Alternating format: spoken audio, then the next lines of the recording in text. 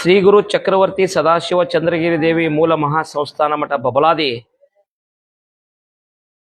ಸದಾಶಿವ ಚಿಕ್ಕೈಮುತ್ಯ ಸಾರಿದ ಕಾಲಜ್ಞಾನ ಶ್ರೀ ಶಕೆ 1947 ವಿಶ್ವ ವಸು ನಾಮ ಸಂವತ್ಸರ.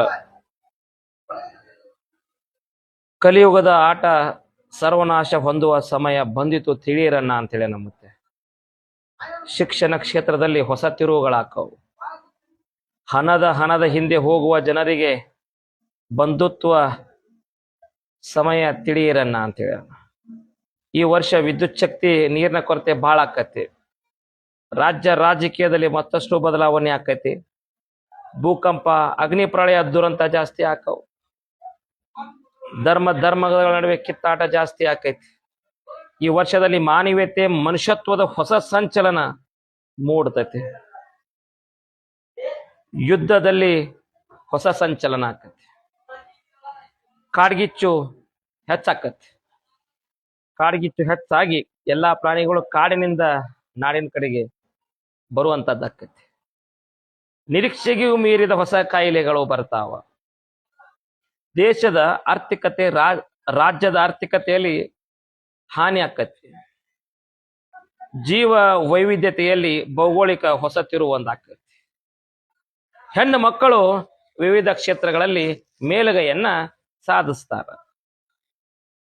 ದೇಶದಲ್ಲಿ ಕಳ್ಳರ ಉಪದ್ರವ ಇನ್ನೂ ಹೆಚ್ಚಾಕತಿ. ಮಳೆ ಬೆಳೆ ಮಧ್ಯಮ ಐತಿ.